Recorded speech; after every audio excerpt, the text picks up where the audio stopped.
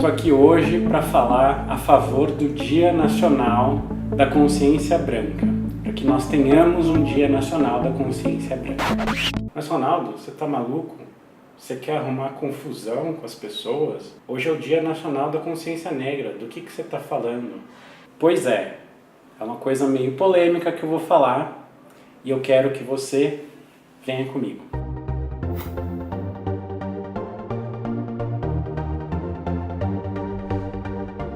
Eu sou o psicólogo Ronaldo Coelho e esse é o canal Conversa Psi. E hoje eu vou falar sobre a importância da gente ter um dia para refletir sobre a nossa condição de ser branco. Eu, como um homem branco que sou, estou aqui justamente para propor que no Dia da Consciência Negra a gente também possa refletir sobre a condição de ser branco, assim como os negros têm essa possibilidade de refletir sobre a condição de ser negro, que a gente reflita sobre a condição de ser branco também. Eu acho que isso é muito importante. Isso é um direito e um dever nosso.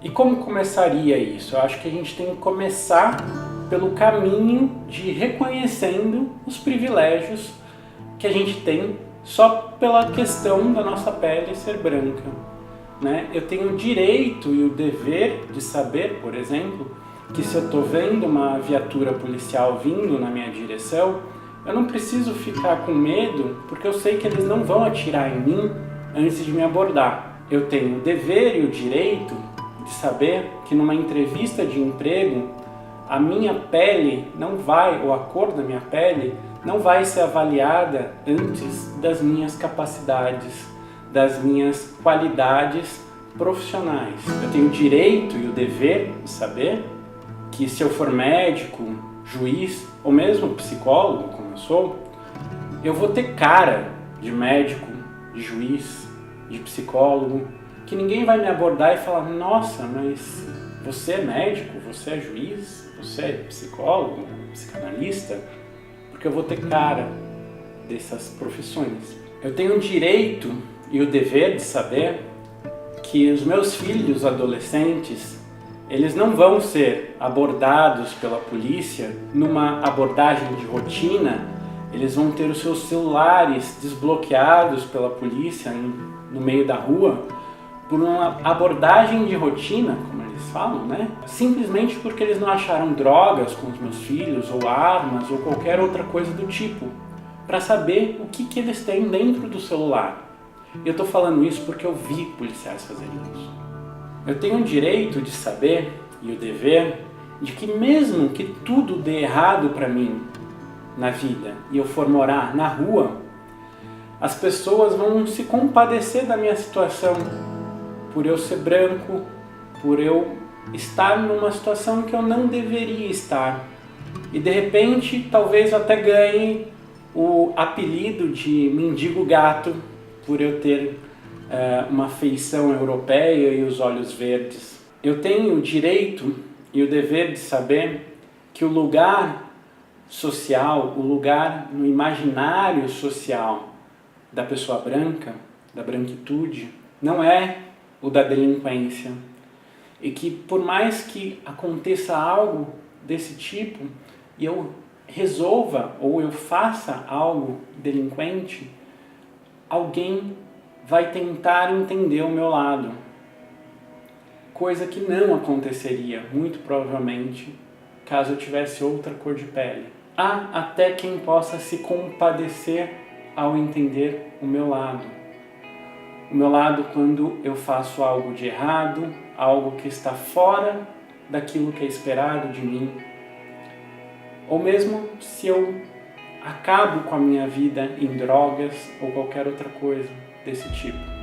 Eu tenho o direito e o dever de saber que pela minha condição de pele, e somente pela minha condição de pele, eu estarei à frente de 50% da população em toda entrevista de emprego que eu for.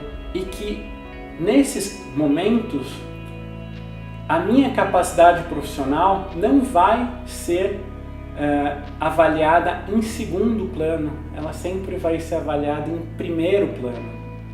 Que eu não vou passar a impressão de que eu não tenho capacidade pela minha aparência, Eu tenho o direito e o dever de saber que a condição de ser branco nesta sociedade pode até ser entendido como uma questão de sorte, mas não é sorte por uma questão divina, porque Deus quis assim, mas porque os meus ancestrais trabalharam muito para isso. E como eles trabalharam? Meus ancestrais, eles não foram nada muito nobres ao construírem essa sociedade, ou ao terem a parcela de responsabilidade para construir essa sociedade como ela é hoje. Os meus ancestrais, eles sequestraram africanos, trouxeram para cá, para o Brasil, sequestrados e escravizaram esses africanos também ancestrais. Ao mesmo tempo, eles incutiram a ideia de que essas pessoas não tinham alma. Por isso, elas poderiam ser estupradas, torturadas e mortas. Elas podiam ser vendidas, elas podiam ser descartadas como coisas. Graças aos meus ancestrais e ao sangue derramado, muito sangue derramado e sangue negro, é que foram construídos todos esses privilégios do qual eu falei aqui, e muitos outros ainda que eu poderia ficar um bom tempo falando. Esses meus ancestrais, que não foram nada nobres na sua condição humana, mas que foram sim assassinos, piores do que Hitler talvez, assassinos não só na concretude, mas da condição humana de uma parcela da população. Esses meus ancestrais que após a abolição, que a gente aprende muitas vezes na escola como uma coisa legal, que a princesa Isabel foi lá e assinou, esses ancestrais fizeram todo um esquema político nacional para trazer europeus para ocuparem os postos de trabalho que se abriam com a abolição da escravatura, dedicando aos negros o não lugar da rua. Esses ancestrais chamaram brancos europeus para embranquecer a sociedade, mas não só.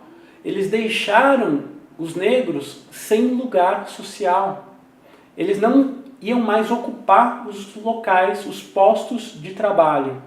Os postos de trabalho iam ser ocupados por novos brancos que viriam da Europa. E os negros iam ocupar os subempregos. E tudo isso foi um projeto social que os meus ancestrais e os seus ancestrais brancos fizeram.